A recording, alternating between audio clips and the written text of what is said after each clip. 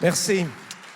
Alléluia. Le Seigneur est celui qui nous guérit. Alléluia. إلو النغض وين يغسح ليا. Et c'est pas toujours par les chemins qu'on pense.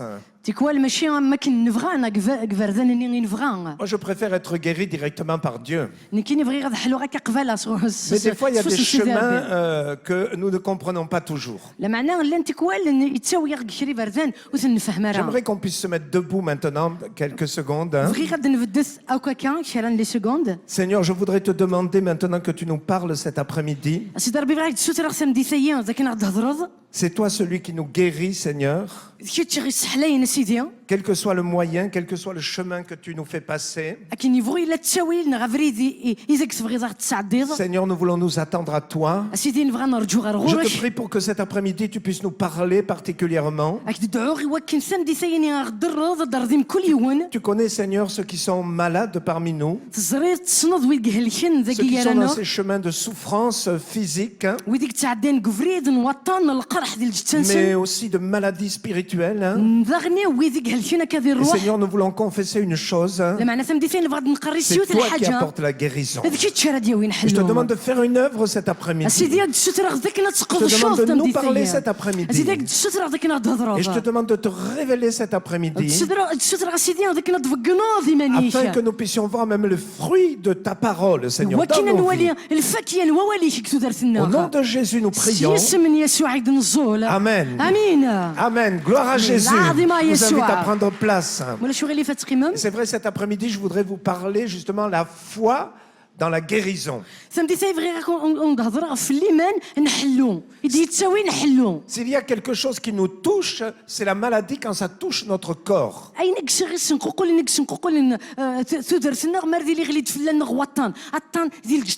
Et c'est vrai que toute une partie de ma vie, moi j'ai vu Dieu intervenir vraiment miraculeusement immédiatement. Et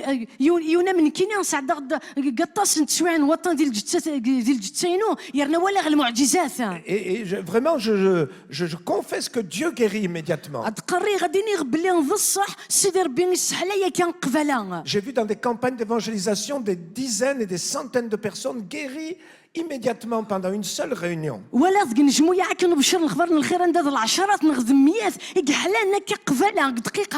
un tel point que les gens étaient tellement saisis qu'ils allaient chercher leur famille, leurs malades dans les hôpitaux et ils les amenaient à la campagne directement pour qu'ils soient guéris sur place.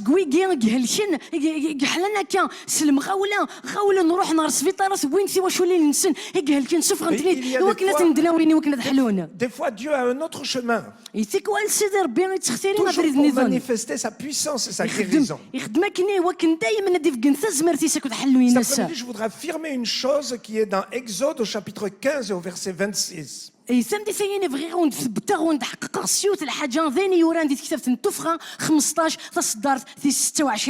il est dit que Dieu a déclaré très clairement à son peuple qui venait de sortir d'Égypte. Il lui a dit: je suis l'Éternel qui te guérit. Je suis l'Éternel qui te guérit. C'était un peuple qui avait beaucoup souffert pendant ces 400 ans d'esclavage. Non seulement il avait des blessures dans son corps physique, mais il avait des blessures aussi dans son âme, dans ses émotions. C'était un peuple qui avait été humilié, maltraité. Et Dieu dit, avant d'aller plus loin, il faut qu'il y ait une guérison. Vous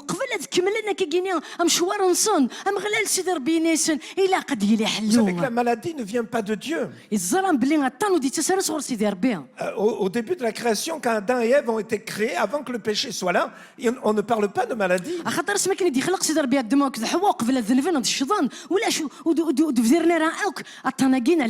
La maladie est une conséquence de notre situation d'hommes et de femmes pécheurs. Ça ne veut pas dire que c'est directement lié, qu'il y a je veux dire, c'est pas parce que je suis malade que j'ai péché d'une raison ou d'une autre. Mais nous sommes des pécheurs et à cause du péché, il y a cette malédiction qui s'abat sur nous. Et l'ennemi qui veut nous détruire, eh bien finalement, il utilise un de ces moyens-là, la maladie, pour nous détruire.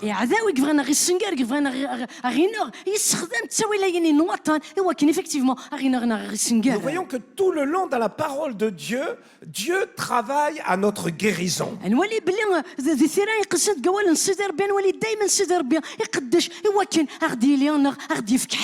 Déjà dans l'Ancien Testament, nous voyons plusieurs cas de guérison.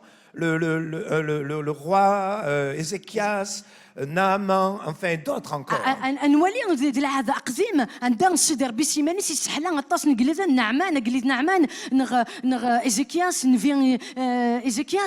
Dieu a manifesté qu'il avait autorité sur la maladie et qu'il pouvait l'enlever comme ça en un clin d'œil.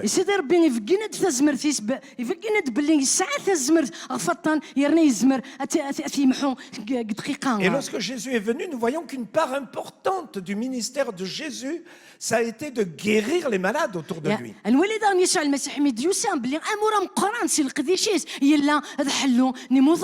Nous ne pouvons pas tourner les pages de l'Évangile sans voir des guérisons ici et là. Et dès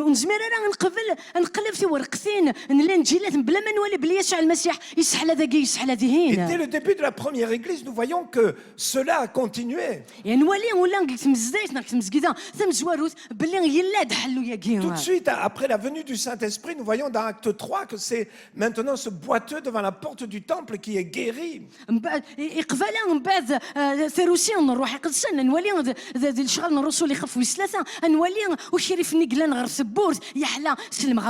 Donc je n'insiste pas là-dessus, mais c'est juste pour nous montrer que lorsque nous demandons la guérison, nous sommes dans le plan de Dieu et nous sommes dans les promesses de Dieu.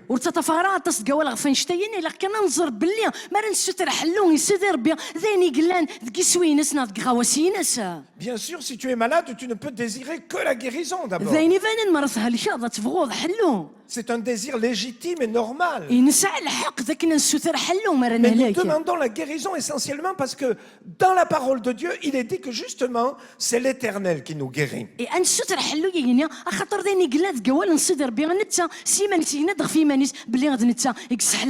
Cet après-midi, je crois que Dieu veut guérir. Dieu veut guérir les corps. Mais je vous dis que Dieu veut guérir aussi nos âmes. Parce qu'il y a des blessures à l'intérieur de nous-mêmes qui ne sont pas des blessures physiques, mais qui sont tellement difficiles à porter. Nous voyons que quand ce peuple sort d'Égypte, une fois que ses réserves d'eau sont épuisées, Dieu le conduit vers ces eaux amères. Et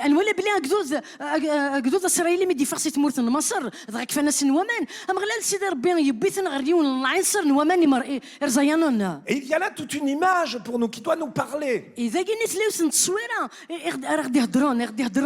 Parce que, comme je l'ai dit tout à l'heure, ce peuple était amer envers les Égyptiens.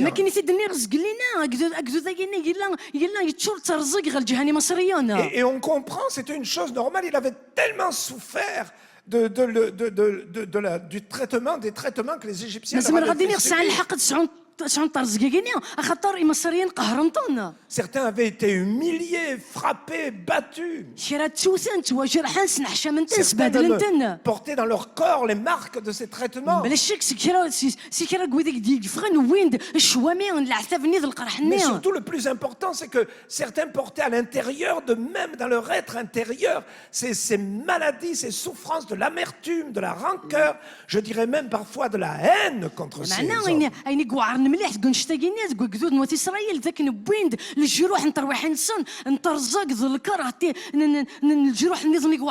Et Dieu veut mettre tout de suite les choses au clair. On ne peut pas aller plus loin s'il n'y a pas une guérison maintenant. Il faut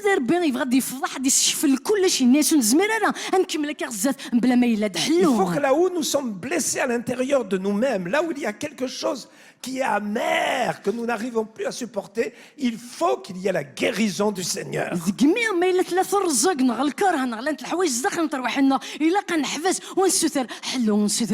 Et trop de chrétiens tournent en rond dans leur vie et restent avec de l'amertume, même de la colère, parce qu'il n'y a pas eu encore cette guérison à l'intérieur de leur âme.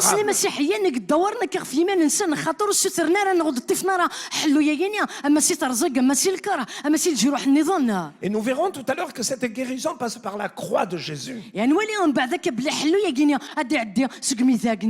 ça, c'est la première guérison que je voudrais parler cet après-midi. Et je vais y revenir tout à l'heure. Il faut aussi qu'il y ait une guérison de notre esprit. C'est-à-dire notre esprit, c'est ce qui nous permet d'être dans le domaine spirituel. C'est ce qui nous permet d'être en communion avec Dieu. Mais en même temps, le diable, il s'introduit dans notre esprit. Et il va mettre toutes sortes de mauvaises choses en nous pour que cette relation avec Dieu soit bloquée, soit entachée. La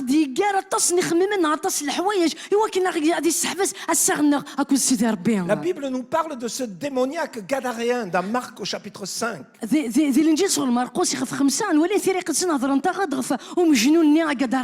Et cet homme est là pour nous montrer un exemple de ce que l'ennemi fait dans nos vies à ce niveau-là. Nous voyons que cet homme, il passait sa vie à vivre dans des sépulcres, dans les cimetières.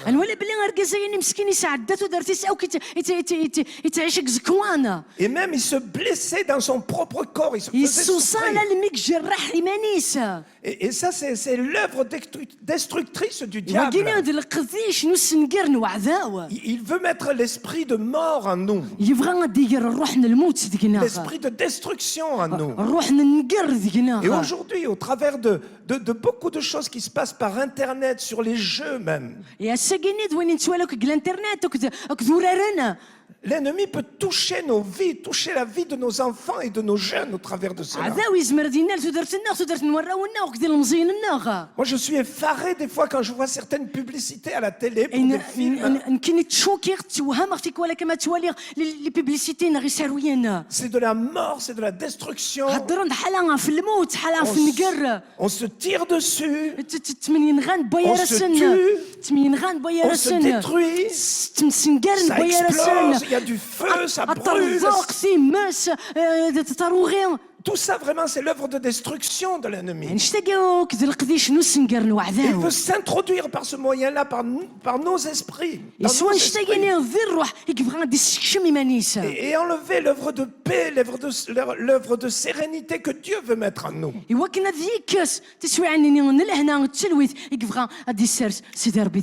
Et une des choses aussi caractéristiques de ce démoniaque de Gadara, c'est qu'il était incontrôlable. Il avait en lui une force terrible.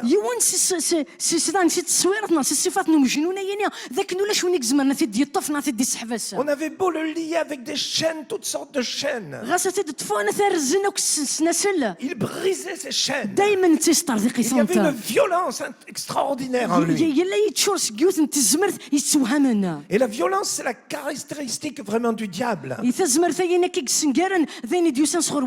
Une violence qui détruit également. Et enfin, nous voyons que ce démoniaque de Gadara, il vivait nu. Il ne cachait pas son corps, son sexe. Et là, on voit aussi une déviation du diable qui veut amener comment dire ça, des déviations dans tout ce qui touche à la sexualité.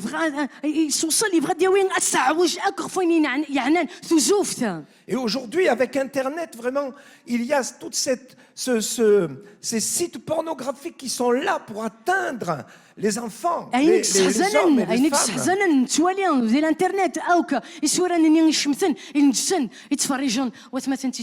Et tous ces liens sont là pour faire de nous des malades spirituels.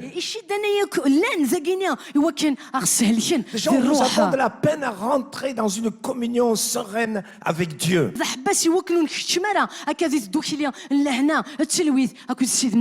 Toutes sortes de liens peuvent être sur nos vies aussi. Nous pouvons avoir des liens qui viennent de nos parents, de nos familles, de nos grands-parents. Et dans tous ces domaines, Jésus veut nous guérir.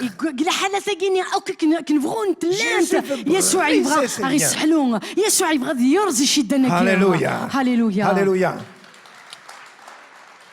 Vous savez, moi je veux prendre le cas de ma famille. Par exemple, tous les hommes étaient alcooliques. Et quand les enfants commençaient à voir cela, vivre cela, ils se révoltaient contre cette situation.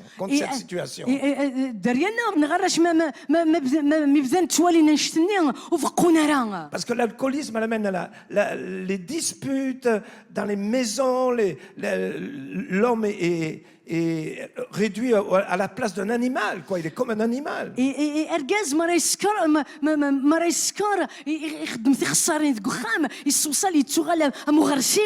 quand les enfants voyaient cela, ils disaient mais jamais je toucherai de l'alcool. Et pourtant, lorsque les enfants arrivent à l'âge de 12, 13, 14 ans, de nouveau l'alcoolisme entrait dans leur vie.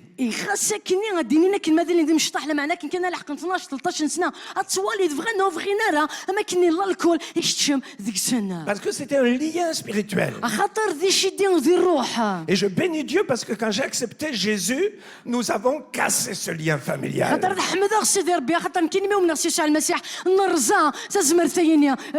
Et nous avons été guéris de ce lien. Un autre lien aussi qui était là en rapport avec la maladie, c'est que quand les hommes approchaient de 55, 60 ans, tous ils étaient atteints du cancer. Et ils mouraient de ce cancer. C'était quelque chose comme ça dans leur vie. Moi j'ai vu mes oncles, mon père, tout cela mourir de cette façon-là.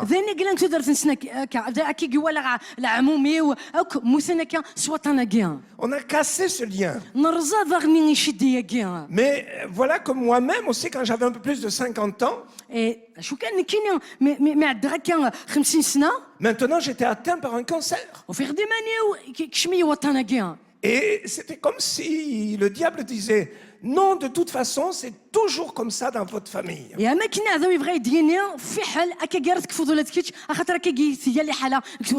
nous avons dû prendre position. Nous avons dû lutter pendant 5 années contre ce lien pour le briser vraiment. Et alors que les médecins avaient déclaré que non, on ne peut pas guérir de ce cancer-là.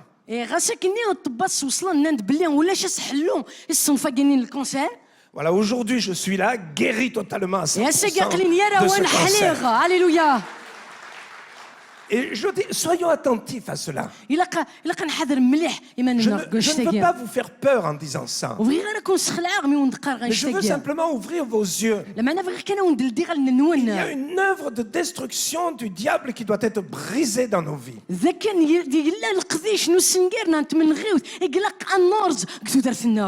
y a des choses spirituelles mauvaises qui existent autour de nous et qui peuvent nous atteindre. Mais heureusement, avec Jésus, nous avons la délivrance et la guérison de ces choses-là. Alléluia. Alléluia. Et souvent, c'est lié aussi à la maladie qui touche nos corps.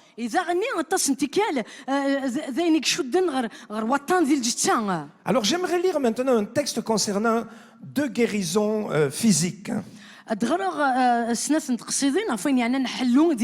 Dans Luc au chapitre 8 et à partir du verset 40. À son retour, Jésus fut reçu par la foule car tous l'attendaient. مي ديوغال يسوع المسيح استرحبنا قبل نتيد إزومال الغشيم خاطر لن تراجمت أوكا. Et voici, il vint un homme nommé Jairus qui était chef de la synagogue. دغا يروح ديون ورجاز سميس جايروس يقلان ذم قران الجماعة. Et il se jeta à ses pieds et le supplia d'entrer dans sa maison. دغا يسجد غير دارنيس عندنا غير غرس داك ديال الخميسة. Parce qu'il avait une fille unique d'environ 12 ans qui se mourait. Pendant que Jésus y allait, ils étaient pressés par la foule. Or, il y avait une femme atteinte d'une perte de sang depuis 12 ans. Elle avait tout dépensé, tous ses biens pour les médecins sans qu'aucun ait pu la guérir.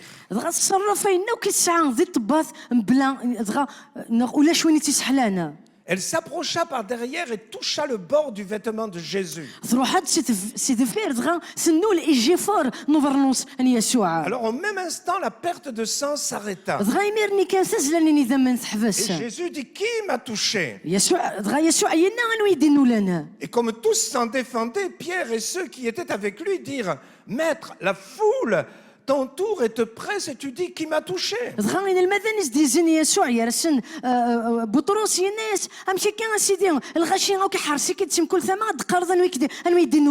Mais Jésus répondit, quelqu'un m'a touché car j'ai connu qu'une force est sortie de moi. La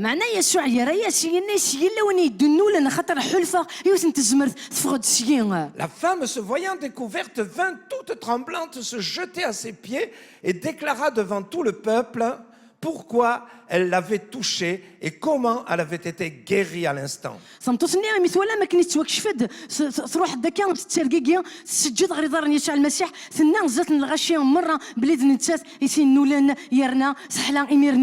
Et Jésus lui dit, ma fille, ta foi t'a sauvée, va en paix. Et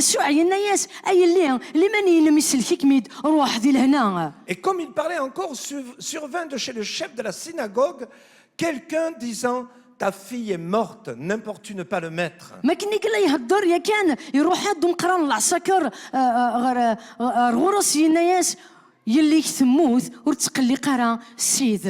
Jésus, ayant entendu cela, dit au chef de la synagogue, ne crains pas, crois seulement et elle sera sauvée. Et vous connaissez la suite de ce récit. Comment Jésus est entré dans la maison de ce chef de la synagogue. Et comment il a ressuscité même cette fille de 12 ans qui était déjà morte. Alléluia. Alléluia. Je voudrais vous montrer que pour que la guérison se passe dans nos vies, il faut qu'il y ait de notre côté une démarche de foi. C'est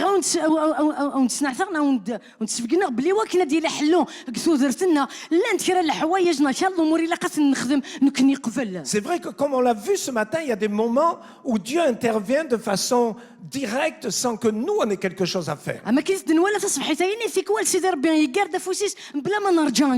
Et que ce genre d'intervention du Seigneur, c'était au début de notre marche chrétienne la plupart du temps, quand nous commençons avec lui. Mais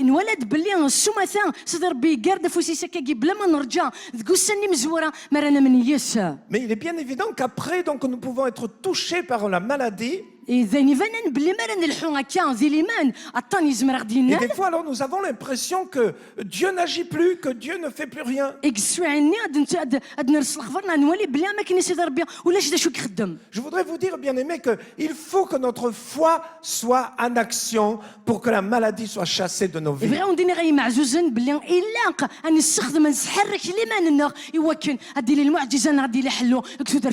y a différents chemins pour manifester notre foi foi et réclamer la guérison.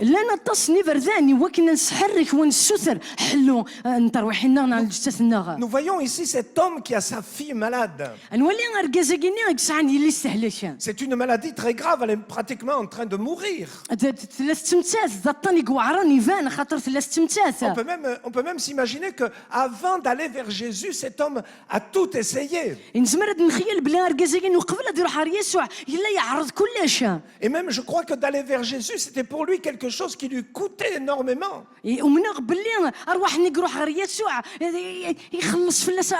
Parce qu'on voit dans les évangiles que souvent les chefs religieux étaient opposés à Jésus, s'opposaient à ce que Jésus faisait et disait.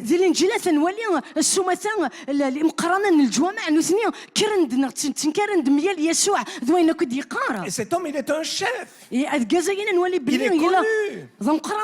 Il a des responsabilités. Et même maintenant, il faut qu'il fasse une démarche vers Jésus. Il ne s'est pas contenté de rester dans sa maison et de dire, oh, interviens que ma fille soit guérie. Mais il nous a dit, il a été vers Jésus. Et il était vers Jésus dans la rue alors que tout le monde pouvait le voir. Il nous a dit qu'il s'est jeté aux pieds de Jésus, tout le monde l'a vu. Le grand chef de la synagogue qui se jette maintenant aux pieds de celui que lui-même, ou en tout cas ses collègues, critiquent fortement. Et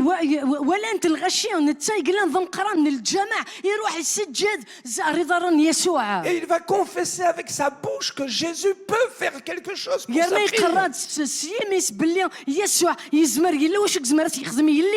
Par là, il nous montre qu'il fait une démarche de foi extraordinaire.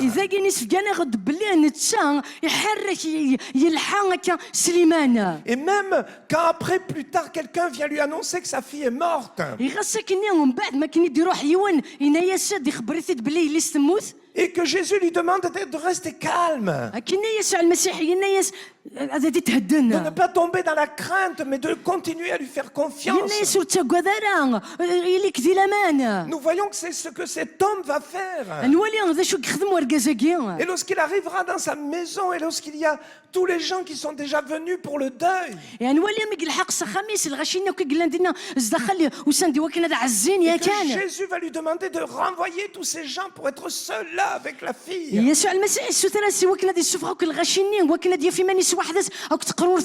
voyons qu'il va le faire. Il va faire cette démarche de foi. Parce qu'il a compris qu'il n'y a que Jésus qui peut faire quelque chose pour sa fille. Quand nous arrivons à cette situation, à comprendre que seul Jésus peut nous guérir véritablement. Seul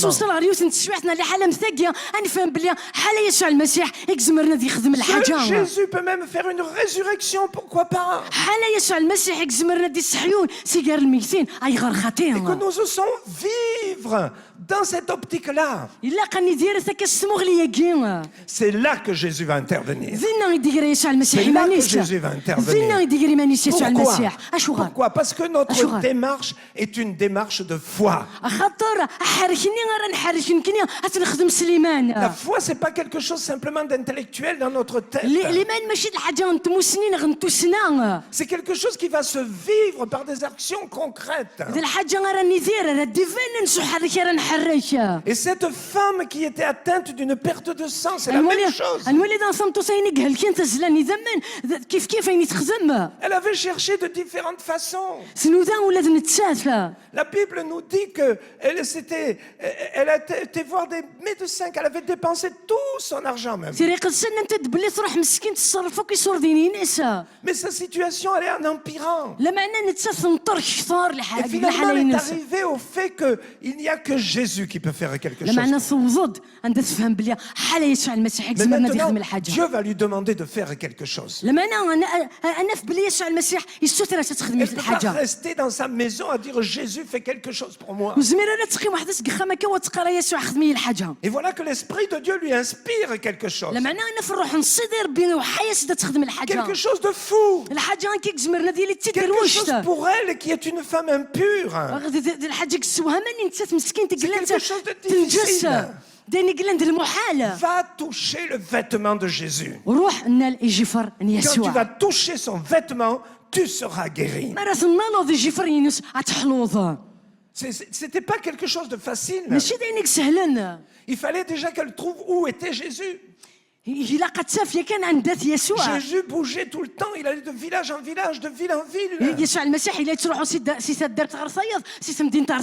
Il n'avait pas à cette époque-là les moyens de communication que nous avons aujourd'hui. Il a fallu qu'elle se mette en route, qu'elle fasse du chemin, ça lui a pris sans doute des jours. Et finalement, quand elle a trouvé Jésus, il y avait une foule nombreuse. Et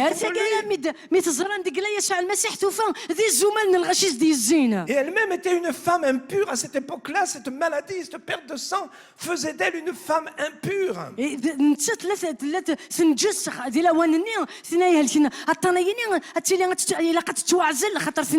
C'est-à-dire qu'elle n'avait pas le droit d'approcher les autres. Il fallait qu'elle vive reclus des autres. Mais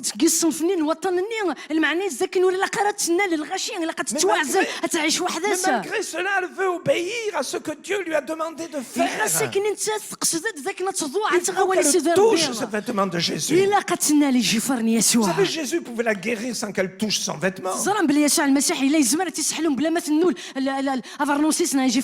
Mais c'était son acte de foi, ça lui coûtait. Et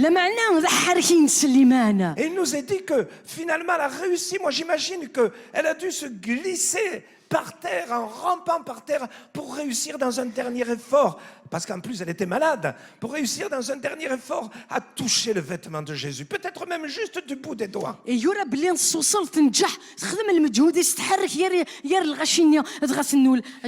moment où elle le touche, waouh! La puissance de Jésus passe en elle. Et elle est guérie instantanément. Alléluia. Alléluia. Alléluia. Voyez, Dieu peut nous demander des actes de foi. Il sait nous inspirer. Dieu peut te parler cet après-midi pendant même que tu écoutes sa parole. Et te dire peut-être fais ceci pour être guéri. Peut-être pas quelque chose d'extraordinaire. Je veux citer un exemple. Mais je voudrais dire, ne prenons pas cet exemple à la lettre. Parce que Dieu indique quelque chose à quelqu'un, mais c'est pour cette personne. Pardon là? Dieu indique quelque chose à quelqu'un, mais que c'est que pour cette personne. C'est pas un exemple général. Nous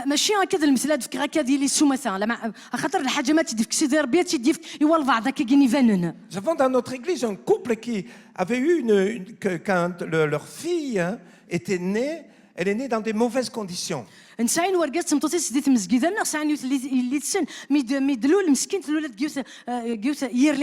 Et cet enfant était toujours malade. Elle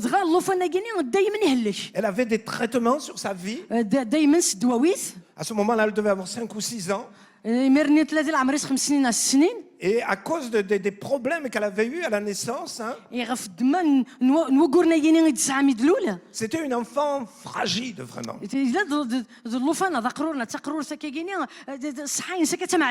Chaque année, nous avons dans notre église, nous avons ce que nous appelons un mot d'ordre pour l'année.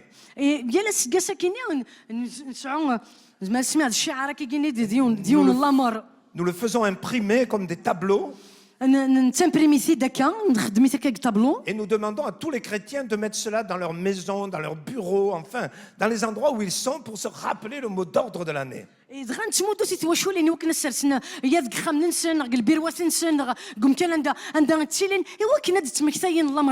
cette année-là, le mot d'ordre, c'était « Je crois au miracle ». Et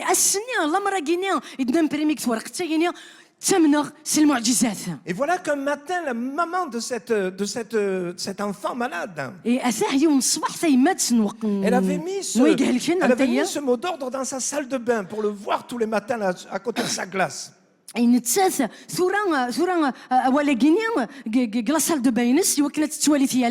Et voilà que ce matin-là, elle est dans sa salle de bain, elle pense à son enfant qui est tout le temps malade, qui a des traitements médicaux importants. Et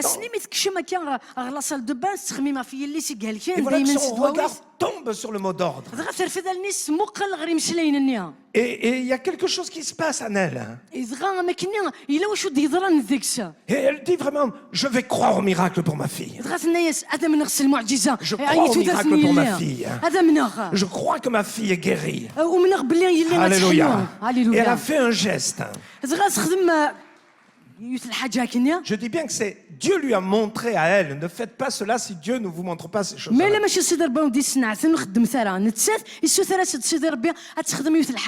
Elle a dit, je sais que ma fille est guérie, donc j'arrête son traitement médical. Et c'est ce qu'elle a fait. Je crois qu'elle n'en a même pas parlé à son mari. Pourtant, c'est un couple, tous les deux sont chrétiens. Et voilà qu'à peu près 2 mois après, elle doit aller faire un contrôle à l'hôpital pour sa fille. Et donc l'enfant subit toutes sortes d'examens, des prises de sang, tout ça. Et voilà qu'à la fin de ces examens, le médecin reçoit la maman. Et le médecin est tout souriant devant la maman. Il lui dit, écoutez madame, c'est formidable, mais il y a une amélioration chez votre fille qui est radicale.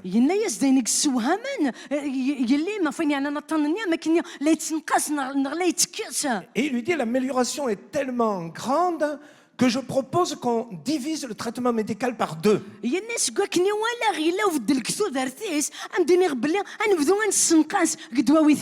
la maman était là devant ce médecin important. Et finalement, en balbutiant un peu, en hésitant, elle a dit, monsieur le docteur, il faut que je vous dise une chose. C'est que ça fait 2 mois que je ne donne plus de traitement à ma fille.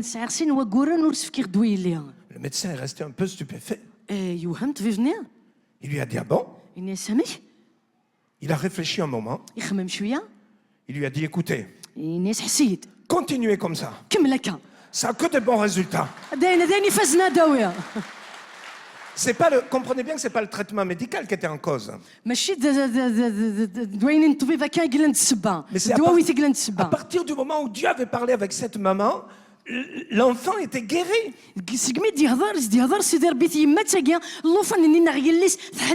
Aujourd'hui, cet enfant, c'est une femme, on l'a mariée, je crois, il y a 2 ou 3 ans. Elle est en parfaite santé depuis. Mais ce que je veux dire, c'est que Dieu peut nous demander des actes de foi. Pour quelqu'un d'autre, ça va être d'une autre façon. Pardon? Pour d'autres, ça va être d'une autre façon. Peut-être Dieu va t'engager à faire quelque chose que tu ne peux pas faire normalement avec ton problème de santé.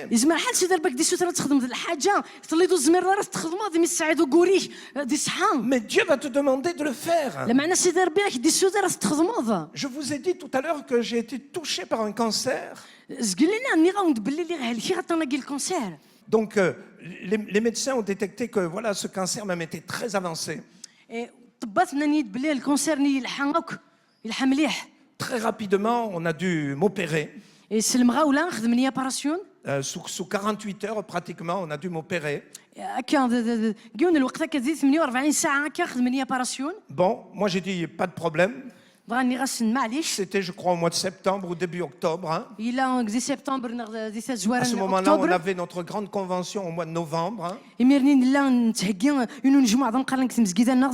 Donc j'ai dit au médecin, oui, on fait ça vite, on termine ça vite parce que je vais être d'aplomb pour la convention. Voilà.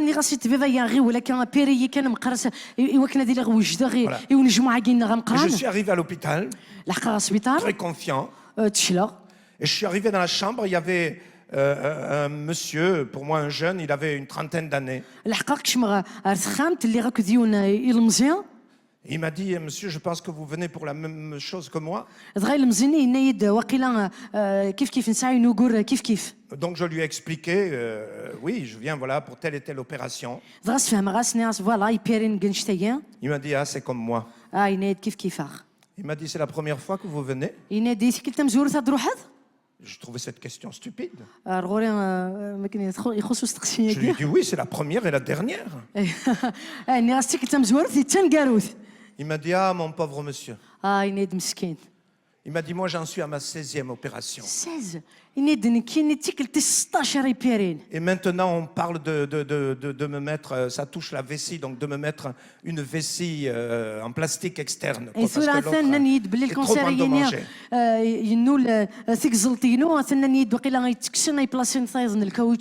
Quand il m'a dit ça, c'est comme si on m'avait donné un coup de marteau sur la tête.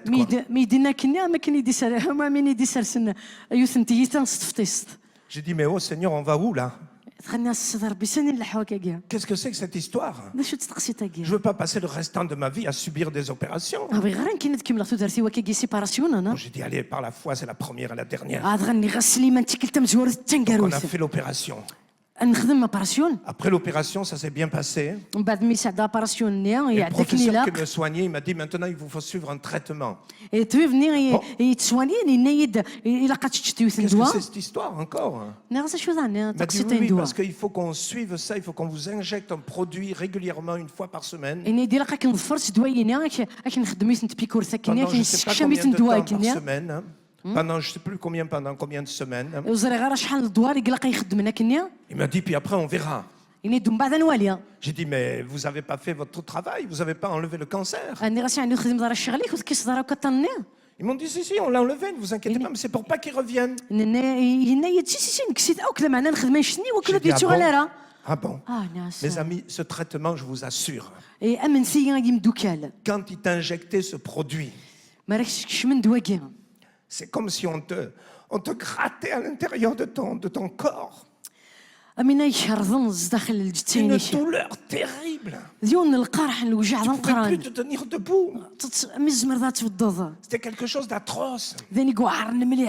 Bon, j'ai fait ce traitement. Et après, j'ai dit, bon, c'est réglé maintenant. C'est réglé, quoi. Donc je suis retourné voir le médecin pour la visite de contrôle. Le médecin m'a regardé, le professeur m'a regardé. Il m'a dit, je suis désolé, mais il faut qu'on recommence. Vous n'avez pas enlevé le cancer. Et votre traitement, là, ça sert à quoi? Il m'a dit, monsieur, je suis désolé, c'est comme ça. Il faut de nouveau, le cancer est là. Finalement, j'ai subi je ne sais plus combien d'opérations. Au bout de la 2e ou 3e, le professeur m'a dit ouvertement, il m'a dit, il faut que je vous dise, on ne guérit pas de ce cancer. Je suis un spécialiste. Et en effet, c'était le plus grand spécialiste de France, je pense. C'était lui qui avait opéré le président Mitterrand quand il était président.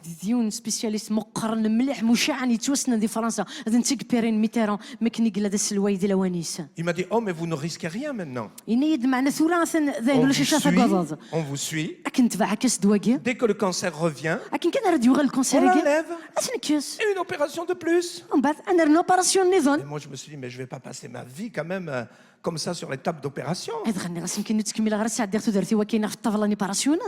Et c'était quelque chose de très difficile. Et ce professeur m'a dit, considérez-vous maintenant comme un malade chronique. On vous suit régulièrement, on enlèvera le cancer quand il revient. On ne sait pas comment il revient. On n'arrive pas à l'empêcher de revenir. Moi j'ai dit, mais Seigneur, je ne peux pas faire ça. Et chaque fois avec ces traitements difficiles à vivre. Alors j'ai pris une décision. Et c'est ça l'acte de foi. Moi, c'était ça. J'ai dit, maintenant, à partir de maintenant, Je considère que moi, je ne suis pas malade. Même si la douleur vient et me tord. Et ma femme est là, elle peut vous dire que c'est quelque chose de douloureux. J'ai dit, tous les matins, je me lèverai.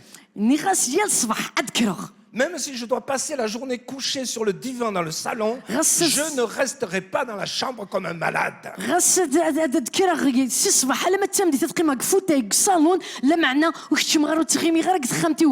dit, Satan, je te le dis, cette maladie, elle va disparaître.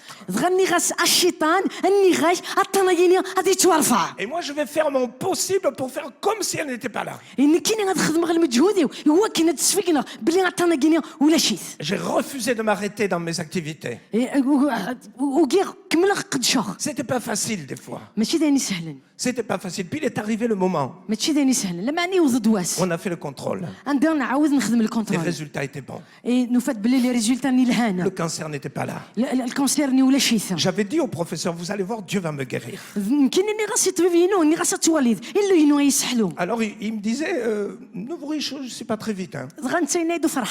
On refait un contrôle dans 6 mois. 6 mois, on refait un contrôle. Rien. Il me dit, attendez, on va faire un contrôle dans 1 an. On a fait un contrôle dans 1 an. Rien. Le professeur s'est levé derrière son bureau. Il m'a dit, vous, sortez d'ici. Je ne veux plus vous voir, vous n'avez plus rien à faire ici. Alléluia. Et ce mal qui revenait tout le temps, maintenant il a complètement disparu. Je sais qu'il ne reviendra plus. Dieu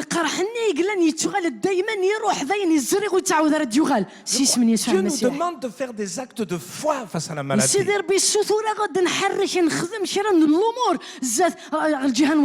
Nous ne pouvons pas la subir sans réagir.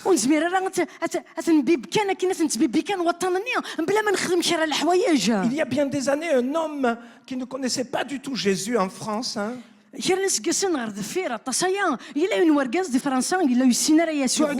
roulait à vive allure sur sa moto. Et voilà que dans un virage, je ne sais pas ce qui s'est passé, qui était en tort ou quoi. Mais une voiture est arrivée, ils se sont percutés comme ça de face. À très grande vitesse. Lui-même a été projeté en l'air comme ça. Et finalement, il était touché à la colonne vertébrale. Pendant 6 mois, il a été hospitalisé dans les plus grands hôpitaux de Marseille.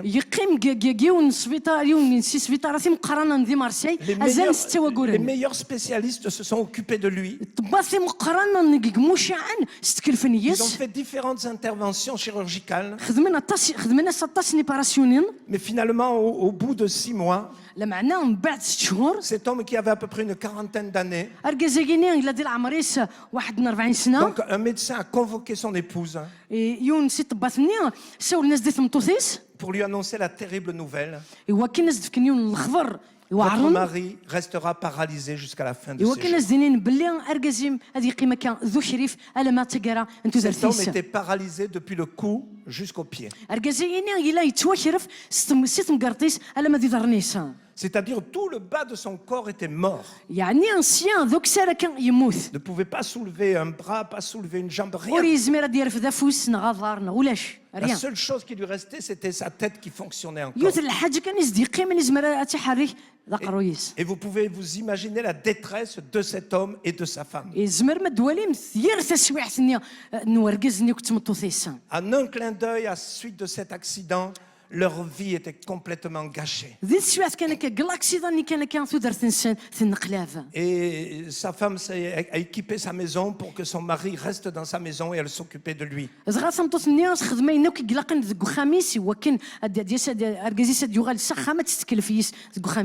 Et puis voilà qu'un jour, il y a un homme qui passait dans le quartier qui vendait des draps.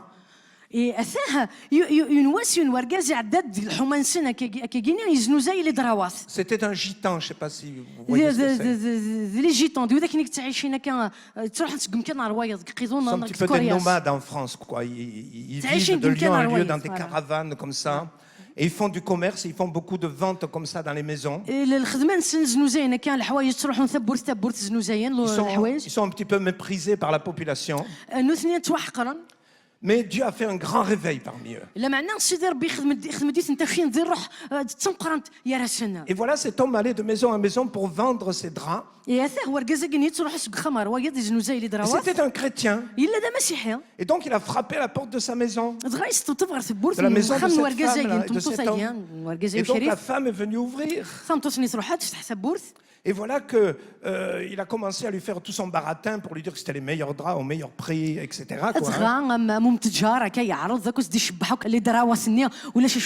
la femme l'a arrêté tout de suite. Elle lui a dit, écoutez monsieur, j'ai mon mari là derrière qui est paralysé à vie.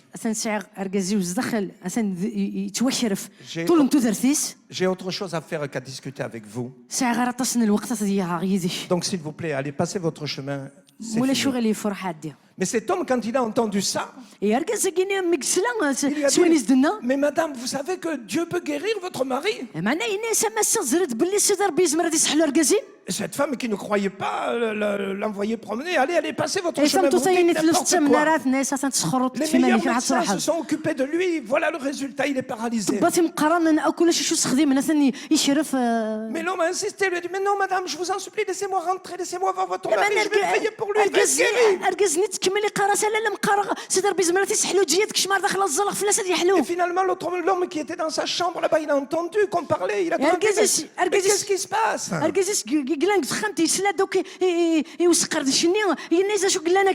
Et sa femme lui a dit, c'est un gitan qui vend des draps et puis il veut absolument rentrer pour prier pour toi.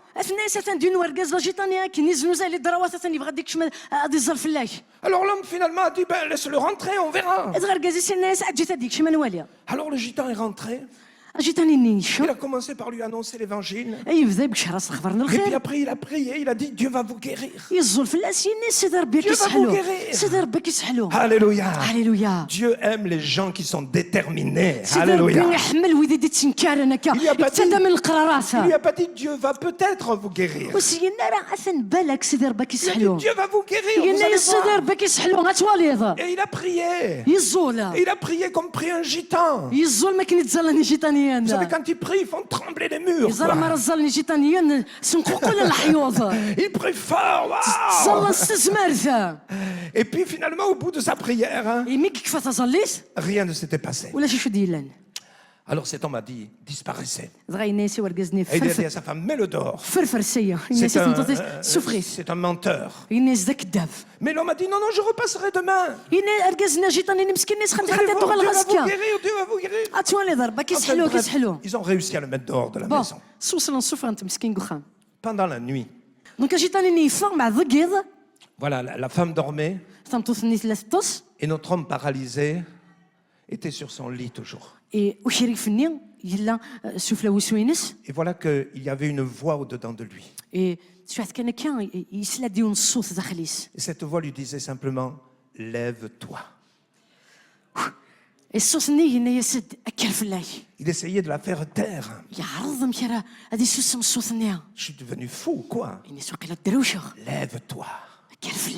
Lève-toi. Lève-toi. Finalement, vers 3h du matin, il a appelé sa femme. Et sa femme est venue. Qu'est-ce qu'il y a? Qu'est-ce qui se passe? Il lui a dit, j'entends une voix. Oh, sa femme lui a dit, c'est ce gitan. Il a encore ensorcelé là. Il fallait pas le faire rentrer. Il t'a jeté un sort. Cet homme lui a dit, tu sais, cette voix me dit, lève-toi.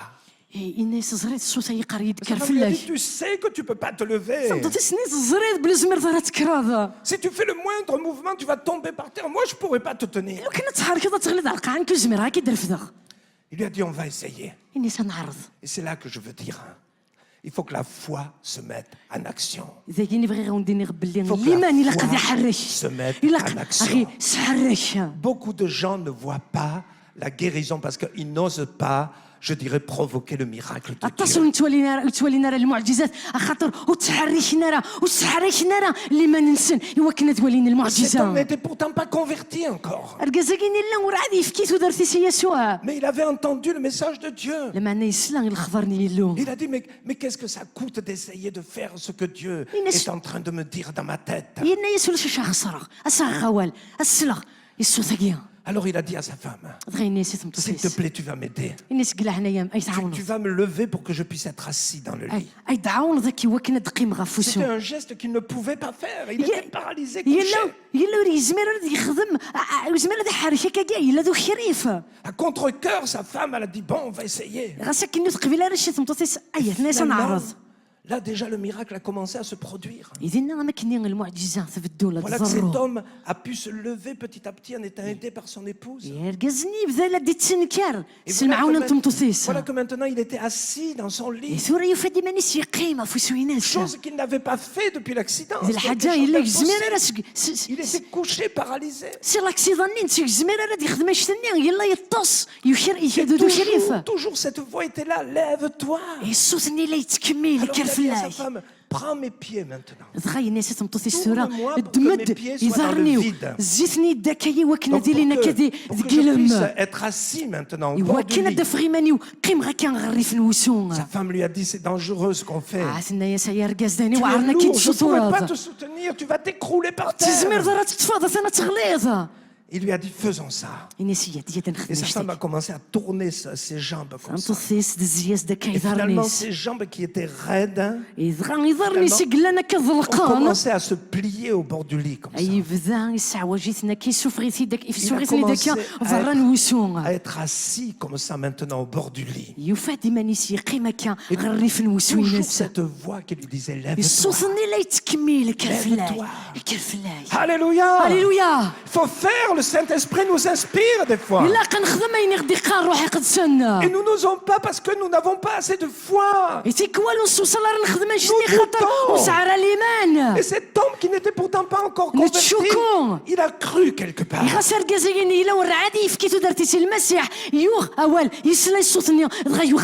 il a dit à sa femme, je vais m'accrocher autour de ton cou. Et je vais essayer de me mettre debout. Sa femme lui a dit, tu es fou. Tu vas tomber. Qu'est-ce que je vais faire? Il faudra appeler les pompiers. Il lui a dit, faisons-le, aide-moi s'il te plaît. Et sa femme a commencé à essayer doucement de le soulever. Et voilà qu'après bien des efforts, cet homme était maintenant debout. Le paralysé. Debout. Et maintenant il a dit à sa femme, il faut que tu m'aides, je vais essayer de marcher. Je vais essayer de marcher. Il est appuyé sur ses deux pieds. Il fallait maintenant soulever un pied et oser le mettre plus loin. Et c'est ce qu'il a commencé à faire. Tout doucement. Tout doucement. Puis sa femme l'a lâché. Et finalement il a commencé à marcher. Il était complètement guéri. Alléluia. Je vous dis mes amis, cet homme est maintenant auprès du Seigneur. Il est devenu un serviteur de Dieu à partir de ce moment-là. Il a donné sa vie à Jésus. Et il a dit, ce que Dieu a fait pour moi, il faut que tout le monde l'entende. Dieu nous demande de faire des gestes. Et j'ai vu combien de personnes, même pendant les réunions comme ça, qui étaient handicapées. Alors essayez de faire ce que vous ne pouvez pas faire avant. Jésus guérit. Alléluia. Alléluia.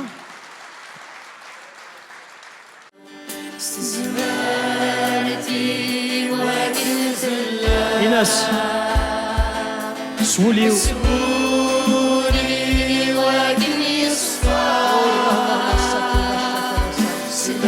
تسير يا مغلال وكنت قضيتي لك تسوى تذر سلك كمال تسير يا مغلال لك نحمد يا مغلال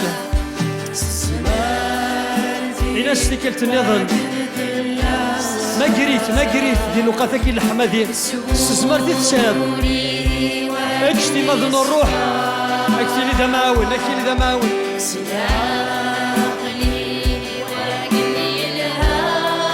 هللويا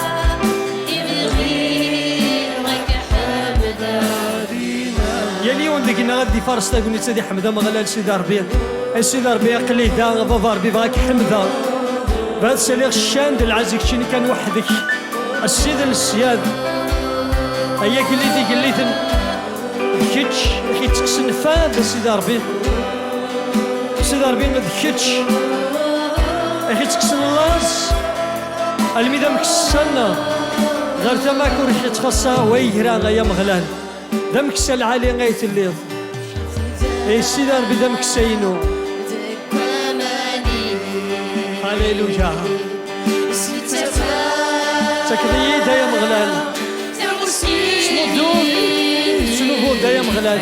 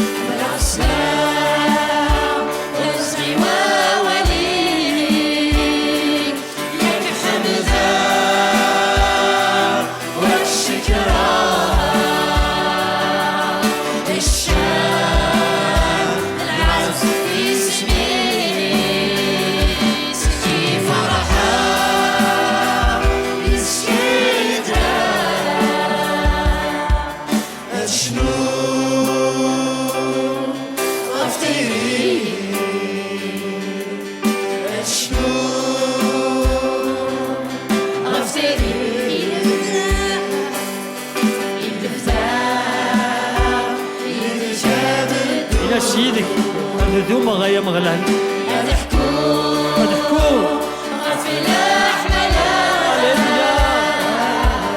يسوع اسمك يا يسوع اسك يا مسلم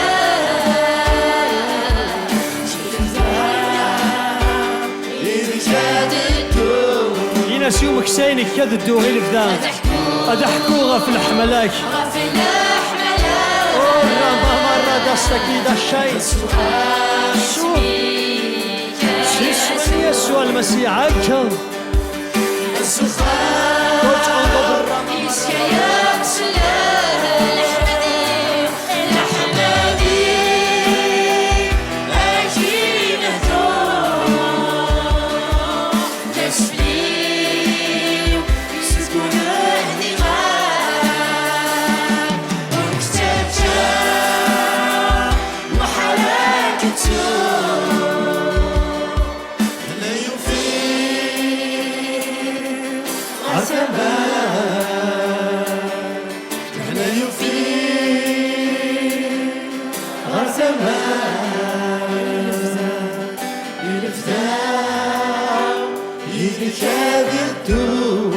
أضحكوا غافي الحملاك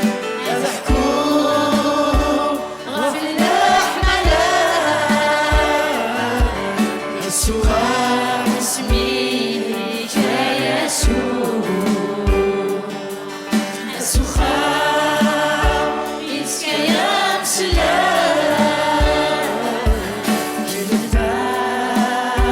يدك يدو كنت عند برا ما يلتحكوا لورا ماما غافي الأحملا يسوع اسمك يا يسوع هذا من الوعد هذا السخر يدك يدوها يا مغلال قد انظر برا ماما يلك السيد